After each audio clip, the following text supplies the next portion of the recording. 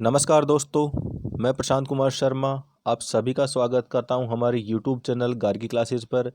आज की current affairs class के PDF नोट्स आपको हमारे टेलीग्राम चैनल से डाउनलोड करने को मिल जाएंगे, जिसका लिंक डिस्क्रिप्शन बॉक्स में दिया हुआ है।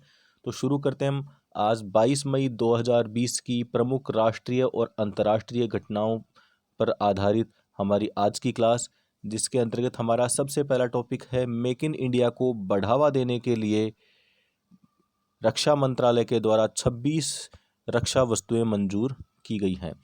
20 मई 2020 को रक्षा मंत्रालय ने मेक इन इंडिया की पहल को बढ़ावा देने के लिए 26 रक्षा वस्तुओं की खरीद को मंजूरी दी है।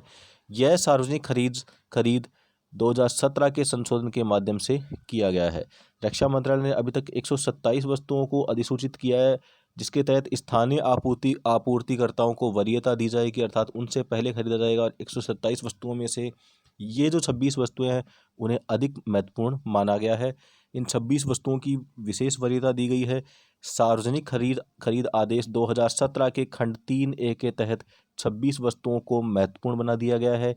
इस आदेश के अनुसार खरीद करने वाली संस्थाएं स्थानीय आपूर्तिकर्ताओं से ही इन वस्तुओं की खरीद करेंगी। इसके अलावा वे खरीद मूल्य के बावजूद वस्तुओं की खरीद करेंगे।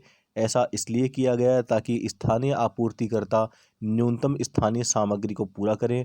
और कुछ वस्तुओं में जैसे कि ऑयल पंप, दरवाजे, उच्च तापमान गैस किट आदि इसके अंदर शामिल हैं।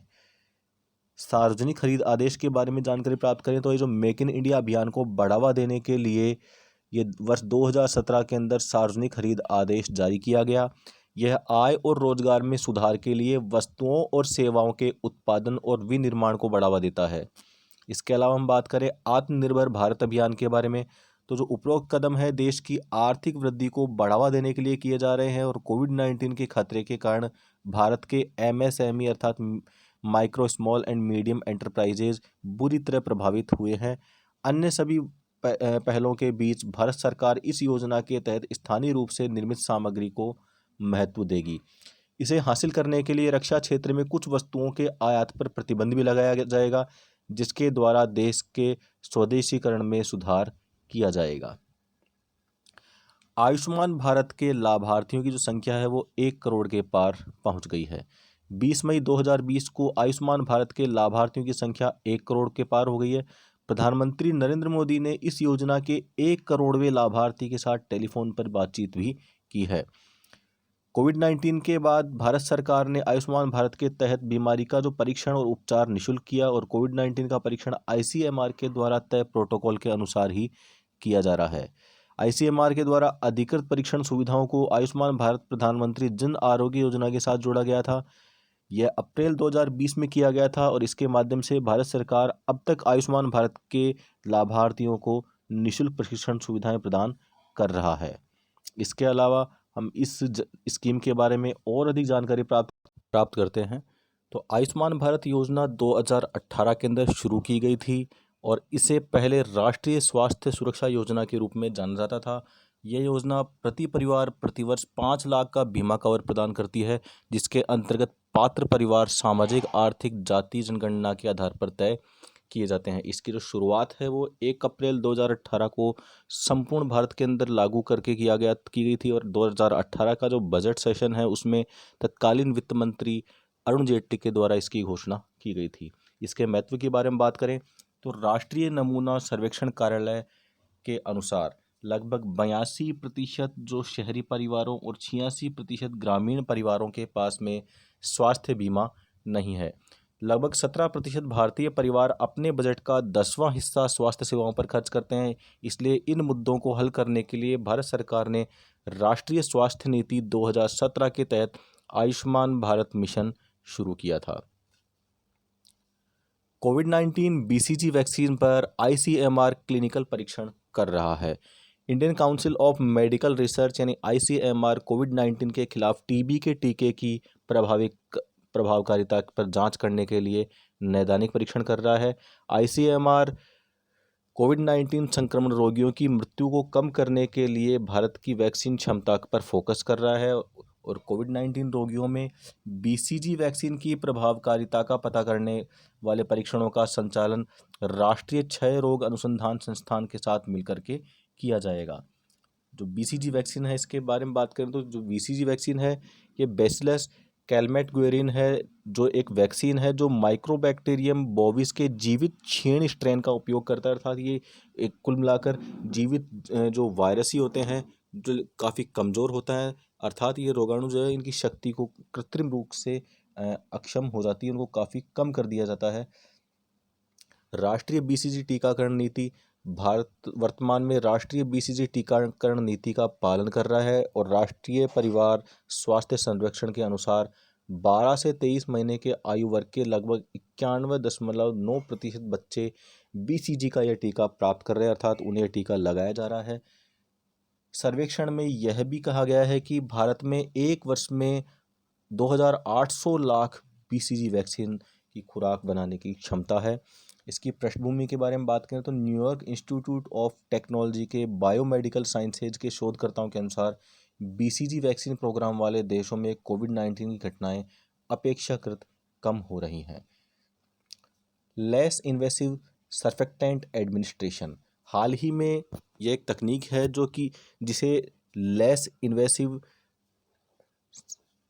सर्फेक्टेंट एडमिनिस्ट्रेशन या लीसा भी कहा जाता है, इसके रूप में जाना जाता है। इसे राजस्थान के जेकेलॉन गवर्नमेंट चिल्ड्रन हॉस्पिटल में समय से पहले बच्चों में फेफड़ों की बीमारी या रेस्पिरेटरी डिस्ट्रेस सिंड्रोम के उपचार के लिए शुरू किया गया है। अर्थात जिन बच्चों को श्वास संबंधी जो बीमारियां हैं वो अगर हो जाती हैं, जिनके अंदर रेस्पिरेटरी डिस्ट्रेस सिंड्रोम भी शामिल है, उनके उपचार के लिए इस तकनीक का उपयोग किया गया है। मैकेनिकल वेंटिलेशन के मद्देनज़र नवजात शिशुओं के अपरिपक्व फेफड़ों को होने वाले नुकसान से बचाने के लिए लीसा को श्वसन प्रबंधन और वेंटिलेशन के लिए फेफड़ों की सुरक्षात्मक रणनीति के रूप में विकसित किया गया है। लीसा के लिए उपयुक्त माने जाने वाले शिशुओं को प्राथमिक निरंतर सकारात्मक वायुदाब मार्ग, जिसे कंटिन्यूअस पॉजिटिव एयरवे प्रेशर या CPAP भी कहा जाता है, या श्वसन संकट बढ़ने के प्रमाण के साथ उच्च प्रवाह तथा बढ़ती ऑक्सीजन आवश्यकता के साथ प्रबंधित किया जा रहा है। लीसा का जो नियमित अनुप्रयोग बहुत ही उपयोगी होगा और समय पूर्व शिशुओं के जीवन को बचाने में ये मदद भी करेगा। पिनेंगा एंडामेनेंसिस, ये एक प्रकार के ताड़ के वृक्ष की एक प्रजाति है जिसका वैज्ञानिक नाम है। अब दक्षिणी अंडमान द्वीप की एक स्थानिक ताड़ की जो प्रजाति है पिनेंगा एंडामेनेंसिस, उसे एक स्थान से दूसरे स्थान पर यानी तिरुवनंतपुरम स्थित जो Jawahar Nehru tropical botanical garden and research institute में स्थापित इसे किया गया है।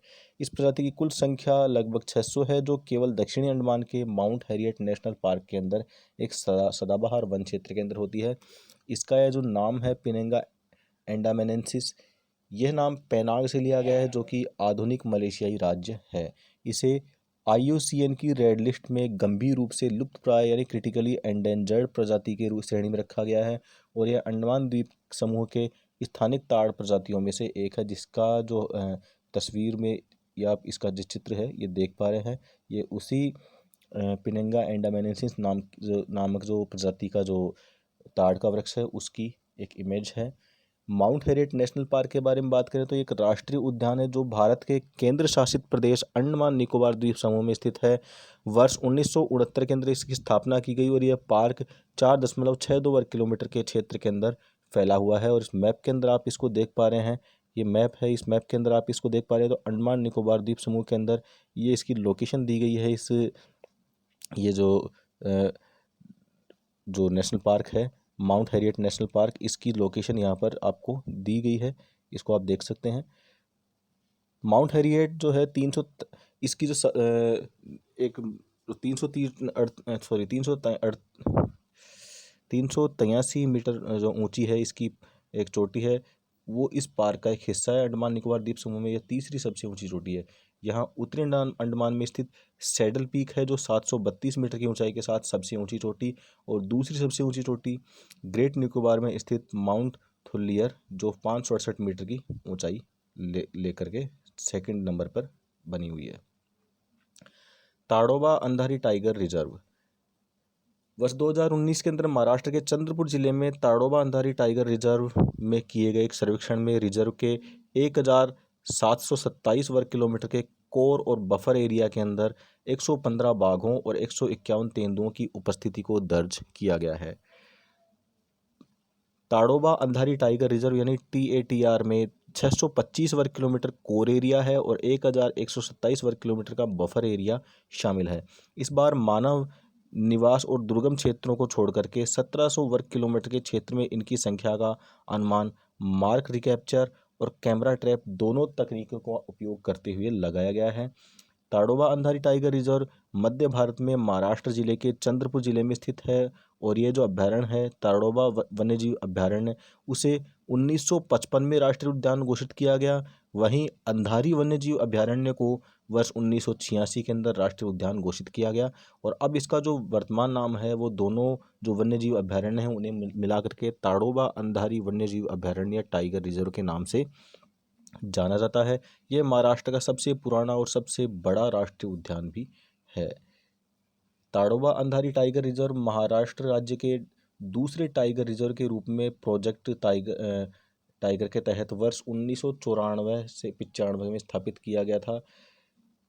महाराष्ट्र राज्य में स्थापित पहला tiger reserve Melghat tiger reserve है जिसकी स्थापना 1973-74 में की गई थी और इसकी जो यहाँ की जो वनस्पति है उसकी बात करें तो यहाँ उष्णकटिबंधीय शुष्क पर्णपाती वन पाए जाते हैं जिनमें मुख्य रूप से सागवान जो कि एक इमारती लकड़ी है। इसके अलावा एन, बीजा, धोड़ा, हल्दू, सलाई, सेमल और तेंदू आदि भी शामिल। जहाँ जो तेंदू है उसके पत्ते से बीड़ी बनाई जाती है, बीड़ी उद्योग के अंदर इसे काम में लिया जाता है। प्रमुख जीव जंतु यहाँ के जो हैं उनमें है भारतीय तेंदुआ, इसके अलावा स्लॉथ बियर, गौर, नीलगाय, ढोले, धारीदार हाइना, भारतीय लघुकीच, जंगली बिल्ली, सांभर, चित्तीदार हिरण, जंगली कुत्ते आदि कुछ जीव हैं जो यहाँ के इस क्षेत्र के अंदर पाए जाते हैं। इसके अलावा इसमें एनोगेलुस लेटिफोलिया और ब्यूटा मोनास्पर्मा नाम की जो प्रजातियों के पौधे पाए जाते हैं जिनमें एनोगेसुस जो लेटिफोलिया है वो अग्नि प्रतिरोधी पौधे की प्रजाति है और यहाँ पलाश जिसका जो वैज्ञानिक नाम है ब्यूटा मोनोस्पर्मा है ये इसके वृक्ष पाए जाते हैं जिसे जंगल की आग भी कहा जाता है।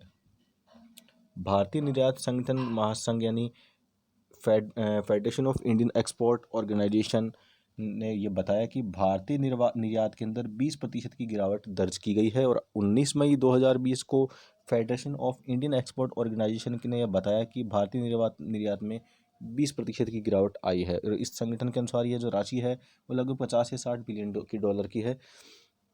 निर्यातकों ने शीर्ष निकाय यानी FIEO जो federation of Indian export organisation है उसने MEIS यानी मर्चेंटाइज एक्सपोर्ट फ्रॉम इंडिया योजना के तहत अतिरिक्त 2% सहायता प्रदान करने का अनुरोध भी किया है। साथ ही संगठन ने श्रम गहन क्षेत्रों के लिए अतिरिक्त 4% समर्थन का अनुरोध किया है। इस समर्थन की प्रोत्साहन के रूप में मांग की जा रही है और इसे इंसेंटिव का उपयोग शुल्क क्रेडिट के रूप में प्रदान किए जाने के लिए किया जाएगा।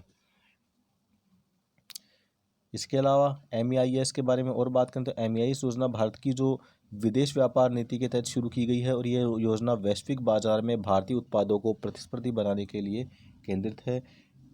MEIS योजना ने फोकस मार्केट स्कीम, इसके अलावा इंफ्रास्ट्रक्चर इंसेंटिव स्कीम और विशेष कृषि ग्रामीण योजना की जगह ले ली है। भारतीय निर्यात संगठन महासंघ जिसे federation of Indian export of India from India भी कहा जाता है, ऑर्गेनाइजेशन भी कहा जाता है।